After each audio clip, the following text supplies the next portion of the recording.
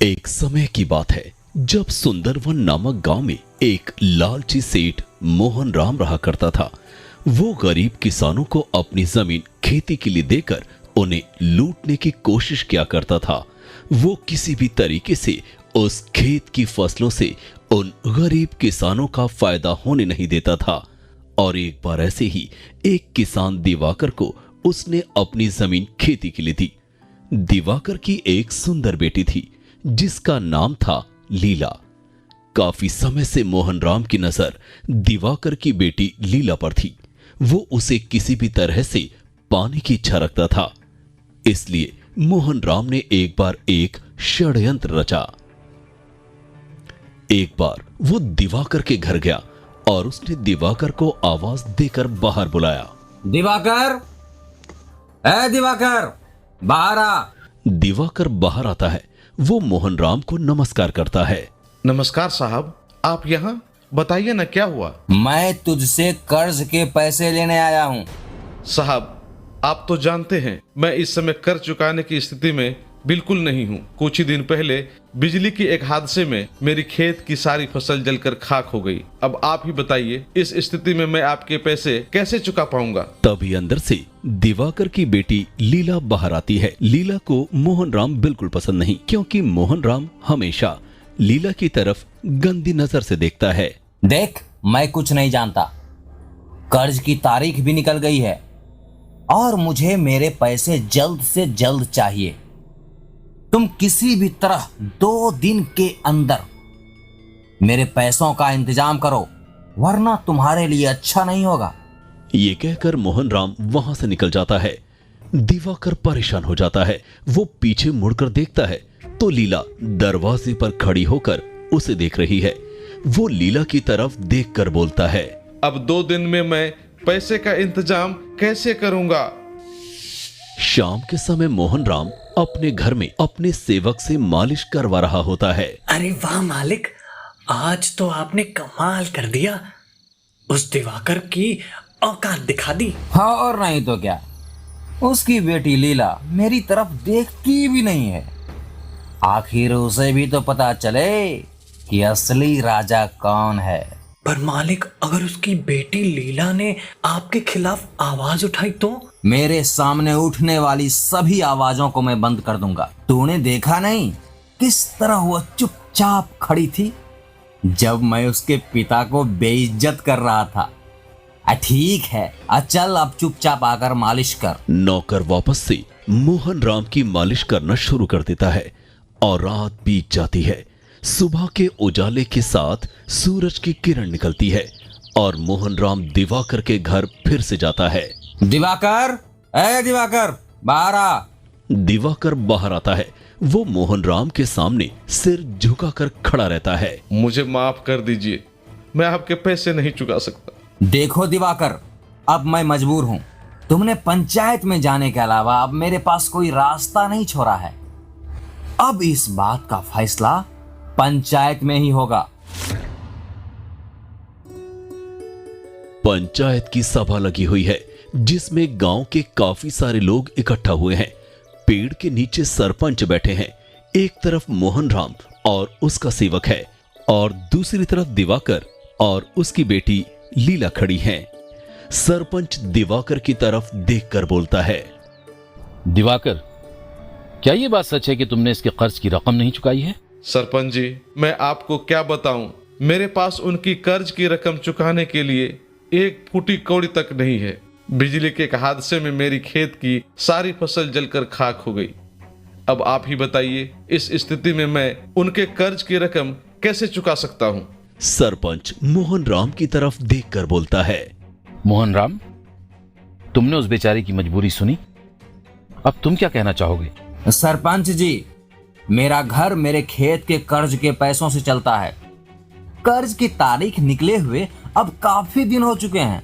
अब आप ही बताइए, इस स्थिति में मैं क्या कर सकता हूँ। पंचायत ने दोनों पक्षों की बात सुन ली है।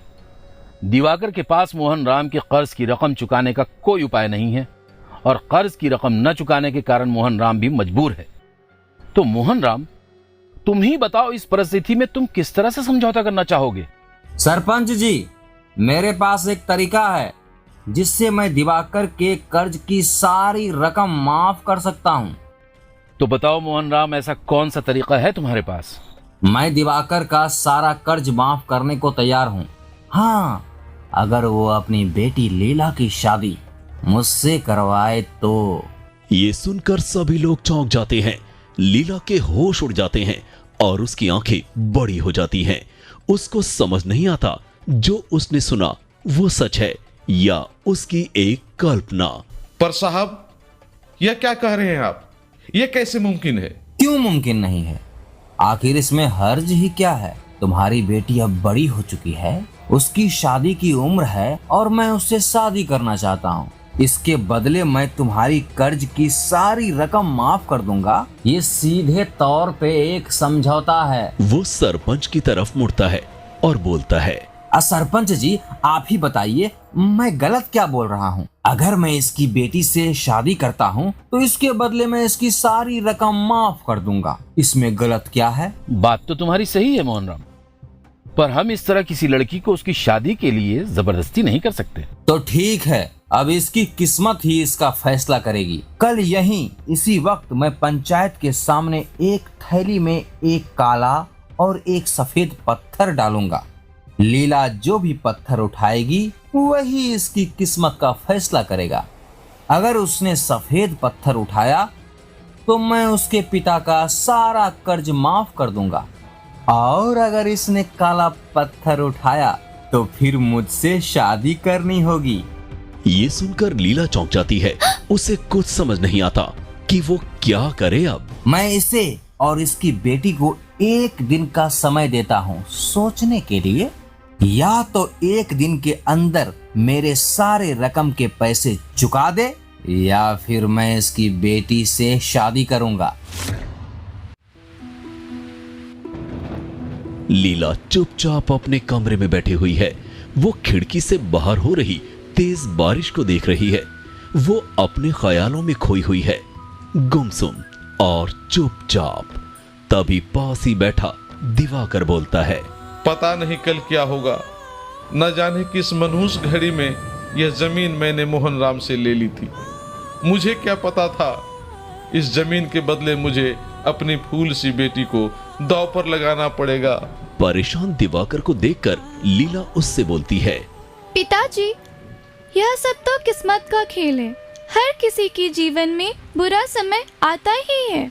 ईश्वर भी बड़ा निर्दयी है। उसने जानबूझकर केवल हमारी ही फसल को बर्बाद किया, जिसकी वजह से हमें यह दिन देखना पड़ा। लीला अपने चेहरे पर एक छोटी मुस्कान के साथ दिवाकर को कहती है, चिंता मत कीजिए पिताजी, सब ठीक हो जाएगा। लीला वापस खिड़की के बाहर हो रही तेज बारिश को देखने लगती है। सूरज ढल चुका है, धीरे धीरे शाम होने लगी है। लीला दरवाजे के बाहर देखती है तो बारिश भी बंद हो चुकी है। घर में बिजली नहीं है। लीला एक दिया जलाती है। दिए की रोशनी में थोड़ा थोड़ा उजाला होने लगता है और लीला का चेहरा दिखता है। वो अब कल आने वाली चुनौती के बारे में सोच रही है। उसे उसके पिता की कही हुई बात याद आती है। ईश्वर भी बड़ा निर्दयी है। उसने जानबूझकर केवल हमारी ही फसल को बर्बाद किया, जिसकी वजह से हमें यह दिन देखना पड़ा। लीला मन ही मन सोचती है, यह सिर्फ एक संजोग तो नहीं हो सकता। केवल हमारी ही फसल का जलना और मोहन राम का कर्ज के पैसों के लिए जबरदस्ती करना, कुछ तो गड़बड़ है। मुझे पता लगाना ही होगा। बिजली के ना होने के कारण सभी जगह अंधेरा छाया हुआ है। लीला अंधेरे का फायदा उठाकर धीरे धीरे मोहन राम के घर की तरफ बढ़ती है। वो खिड़की से झांक कर देखती है कि मोहन राम अपने नौकर से मालिश करवा रहा है। आज अच्छे से मालिश कर, कल तो जीत हमारी ही होनी है। और नहीं तो क्या मालिक, आज तो उस दिवाकर और उसकी बेटी लीला का मुंह देखने लायक था। पंचायत के सामने बिल्कुल इतना सा चेहरा हो गया था उनका। और नहीं तो क्या, मैंने कहा था ना कि मेरे खिलाफ उठने वाली सारी आवाजों को मैं बंद कर दूंगा। वो लीला बहुत घमंड में रहती है, कल वो कुछ नहीं कर पाएगी, कल उसे मेरा होना ही पड़ेगा। लगता है आप उसे पाने के लिए बहुत उत्सुक हैं। और नहीं तो क्या, क्या सुंदरता है उसकी, चांद की चांदनी भी शर्मा जाए। उसे पाने के लिए तो मैं कुछ भी कर सकता हूँ। यहाँ तक कि उसके पिता की खेत की फसल में आग भी लगा सकते हैं। ये सुनकर लीला पूरी तरह चौंक जाती है। फसल के जलाए जाने का सच उसके सामने आ जाता है। अरे धीरे बोल, यहाँ दीवारों के भी कान होते हैं और जमीन उसके बाप की थोड़ी है, मेरी है। मैं चाहे उसके साथ कुछ भी करूं। पर मालिक, आपने शर्त तो रख दी कि अगर सफेद पत्थर उठाती तो आप उसका सारा कर्ज माफ कर देते। और अगर सच में उसने सफेद पत्थर उठाया तो फिर क्या करेंगे आप? तुझे क्या लगता है मैं बेवकूफ हूँ जो इतनी आसानी से हाथ आए मौके को जाने दूंगा? तू चिंता मत कर, उसका इंतजाम भी है मेरे पास। कौन है वहाँ? लीला वहाँ से भाग जाती है। मोहन राम अपने सेवक को कहता है, अरे जाकर देख वहाँ कौन है, कहीं किसी ने कुछ सुन तो नहीं लिया। नौकर जाता है और वो खिड़की के बाहर यहाँ वहाँ झांकता है। मालिक, यहाँ तो कोई नहीं है, लगता है बिल्ली होगी। नौकर वापस आकर मोहन राम की मालिश करना शुरू कर देता है। भागते हुए लीला अपने घर के अंदर आती है और जल्दी से दरवाजा बंद करती है। वो हाँफ रही होती है। दिवाकर उसे इस हालत में देखता है और पूछता है, क्या हुआ बेटी, क्या हुआ? कुछ नहीं बाबा, बस मैंने खेत में एक सांप देख लिया था। अरे बेटा, कितनी बार तुझे कहा कि रात के समय अंधेरे में बाहर मत जाया कर। हाँ बाबा, अब ध्यान रखूंगी। लीला अपने कमरे में चली जाती है। वो अपने कमरे में बैठी हुई है और दिए की तरफ ध्यान से देख रही है। उसका मन अभी भी उन्हीं बातों को सोच रहा है जो उसने मोहन राम के घर पर सुनी। वो मनी मन सोचती है, क्या मैंने जो सुना वह सच है या सपना? ये मोहन राम इस हद तक नीचे गिर जाएगा, इसका मुझे खबर भी नहीं था। मुझे कल पंचायत में इसका सबके सामने सच लाना ही होगा। अगली सुबह होती है। मौसम खुला हुआ है, पक्षी चहचहा रहे हैं, सूरज की किरणें आसमान में चारों ओर बिखरी हुई हैं। पंचायत में सभी लोग इकट्ठा हुए हैं। दिवाकर और लीला फिर से एक तरफ खड़े हैं और दूसरी तरफ मोहन राम खड़ा है। लीला का ध्यान केवल मोहन राम की तरफ ही है। वो आज कैसे भी करके सबके सामने मोहन राम की सच्चाई लाने की फिराक में है। मोहन राम के चेहरे पर एक धूर्त मुस्कान है। मोहन राम, क्या तुम खाली थैली लेकर आए हो? जी सरपंच जी, ये देखिए। वो सबके सामने थैली को उल्टा करके दिखाता है। अब मैं इसमें एक काला और एक सफेद पत्थर डालूंगा। शर्त के मुताबिक दिवाकर की बेटी लीला इस थैली में से एक पत्थर निकालेगी और उसी हिसाब से फैसला होगा कि मैं दिवाकर का कर्ज माफ करूंगा या लीला मुझसे शादी करेगी। ये सुनते ही सभी लोग अपने आसपास एक काला और एक सफेद पत्थर ढूंढने में लग जाते हैं। सरपंच के साथ साथ सभी गांव वाले भी मोहन राम की मदद करने के लिए पत्थर ढूंढने में लग जाते हैं। जब कोई देख नहीं रहा होता है तो मोहन राम सबकी नजरों से बचाकर अपनी थैली में 2 काले पत्थर डाल लेता है। उसे लीला ये धूर्त हरकत करते हुए देख लेती है। वो फिर से असमंजस में पड़ जाती है कि अब उसे क्या करना चाहिए। वो परेशान हो जाती है और मनी मन उपाय सोचने की कोशिश करती है। मैंने इसमें 2 पत्थर डाले हैं, अब लीला की किस्मत ही तय करेगी कि क्या होगा। लीला, क्या तुम तैयार हो? परेशान लीला अपनी आंखें बंद करती है और मन में प्रार्थना करती है। अचानक वो आंखें खोलती है और उसकी आंखें चमक रही होती हैं और चेहरे पर एक तेज होता है। उसे एक तरकीब सूझी है। वो मुस्कुरा कर कहती है, जी सरपंच जी, मैं तैयार हूँ। लीला आगे बढ़ती है और थैली में हाथ डालती है। वो जानती है कि इस थैली में दोनों ही काले पत्थर हैं। वो जो भी पत्थर निकालेगी उसे मोहन राम से शादी करनी ही पड़ेगी। इसलिए वो धीरे से पत्थर निकालती है और हाथ को ढीला रखते हुए पत्थर को नीचे गिरा देती है। ढेर में गिरते ही वो पत्थर गुम हो जाता है। अचानक सभी चौंक जाते हैं और मोहन राम परेशान हो जाता है। सभी लोग यहां वहां उस पत्थर की खोज करने लगते हैं। सभी लोग आपस में बात करने लगते हैं कि आखिर लीला ने कौन सा पत्थर निकाला था। पत्थर गुम होने के कारण कोई भी उसे पहचान नहीं पा रहा था। तभी सबको शांत करते हुए लीला कहती है, अरे आप लोग शांत हो जाइए, इतना परेशान क्यों हो रहे हैं? मुझसे गलती से वह पत्थर गिर गया है, पर मैंने कौन सा पत्थर निकाला उसे पता लगाने का एक बहुत ही आसान तरीका है। सभी लोग ध्यान से लीला की तरफ देख रहे हैं और उसे सुन रहे हैं। आप सभी मोहन राम के थैले के अंदर देखिए। अगर उसमें काला पत्थर रहा तो मैंने सफेद पत्थर निकाला होगा, और अगर इसमें सफेद पत्थर रहा तो मतलब मैंने काला पत्थर निकाला रहा होगा। ये सुनते ही मोहन राम चौंक जाता है। सरपंच मोहन राम के थैले के अंदर हाथ डालकर पत्थर निकालता है तो उसमें से काला पत्थर निकलता है। सरपंच काला पत्थर हाथ में लेकर कहता है, इसके थैली में तो काला पत्थर है। इसका मतलब कि लीला ने जो पत्थर निकाला था उसका रंग सफेद है। तो शर्त के मुताबिक मोहन राम को अब दिवाकर के सारे कर्ज की रकम माफ करनी होगी। मोहन राम हताश हो जाता है, जिसकी वजह से उसे गुस्सा आ जाता है। ऐसा नहीं हो सकता, ये नामुमकिन है। इसमें सफेद पत्थर नहीं निकला होगा, ये नामुमकिन है, ये हो ही नहीं सकता। मोहन राम की तरफ देखकर लीला मुस्कुराते हुए कहती है, क्यों नामुमकिन है मोहन राम? सच सबके सामने है। तुमने थैली में 2 पत्थर डाले, एक काला और एक सफेद। अगर थैली में काला पत्थर है इसका मतलब मैंने सफेद पत्थर ही निकाला होगा। इस बात में क्या शक है? इसमें सफेद पत्थर नहीं निकला होगा, क्योंकि थैली में तो मैंने केवल 2 काले पत्थर ही रखे थे, तो ये सफेद पत्थर कैसे निकल सकता है? ये सुनकर सभी लोग चौंक जाते हैं। सरपंच मोहन राम से कहता है, ये तुम क्या कह रहे हो मोहन राम? यह सच कह रहा है सरपंच जी।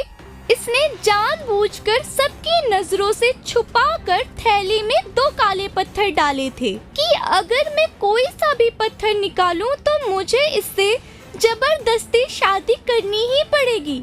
और मैंने इसे यह करते हुए देख लिया था, इसलिए जानबूझकर मैंने वह पत्थर नीचे गिरा दिया था ताकि मैं इसकी सच्चाई आप सबके सामने ला सकूं। मोहन राम एकदम गुस्से में आ जाता है। तुझे तो मैं छोड़ूंगा नहीं, अब तो मैं तुझसे शादी करके ही रहूंगा। मोहन राम जबरदस्ती लीला का हाथ पकड़ लेता है। लीला अपना हाथ मोहन राम से छुड़ाती है और उसे जोरदार थप्पड़ मारती है। तो जैसे गिरे हुए इंसान से मैं शादी करूंगी? मैं तो यहाँ सबके सामने तेरी सच्चाई लेकर आना चाहती थी, सबको बताना चाहती थी कि कैसे तूने अपने फायदे के लिए मेरे बाबा के खेत में आग लगाकर उनकी सारी फसल खराब कर दी और सबके सामने यह दिखाया कि ये उनकी गलती है। इसे सुनकर दिवाकर के होश उड़ जाते हैं। सरपंच भी बहुचक्का रह जाता है। ये तुम क्या कह रही हो लीला बेटी? हाँ सरपंच जी, मैं सच कह रही हूँ, मेरे पास इसका सबूत भी है, वहाँ देखिए। सरपंच दूसरी तरफ देखता है तो वहाँ मोहन राम का नौकर डरा हुआ सहमा खड़ा रहता है। लीला उससे कहती है, बताओ इस पंचायत को कैसे तुम्हारे मालिक ने मेरे बाबा के खेत में आग लगाई थी। हाँ सरपंच जी, ये ठीक कह रही है। मालिक ने दिवाकर के खेत में बिजली के तारों से आग लगाई थी ताकि उसकी सारी फसल खराब हो जाए और वह समय पे पैसों को ना चुका पाए, और इसी का फायदा उठाते हुए मालिक ने दिवाकर की बेटी से शादी का प्रस्ताव रखा था। मुझे माफ कर दीजिए मालिक, पर मैं कुछ नहीं कर सकता। सरपंच कुछ सोच विचार करने लगता है। वो अपनी कुर्सी से खड़ा होता है और बोलता है, पंचायत के सामने कुछ नए खुलासे होने के बाद और मोहन राम के किए हुए धोखे ने शर्त को अमान्य ठहराते हुए सोच समझकर पंचायत अब इस फैसले पर पहुंची है कि पंचायत इस बार दिवाकर के कर्ज की रकम माफ करती है और मोहन राम को फसल जलाने की सजा के तौर पर दिवाकर को मुआवजा देने का फैसला सुनाती है। इस फैसले को सुनकर दिवाकर और लीला के चेहरे की खोई हुई मुस्कुराहट वापस आ जाती है। दिवाकर हाथ जोड़कर सरपंच को शुक्रिया अदा करता है और वहां से चला जाता है। मोहन राम अपने हाथों को मलता हुआ रह जाता है। उसके सारे बुरे मंसूबों पर पानी फिर जाता है।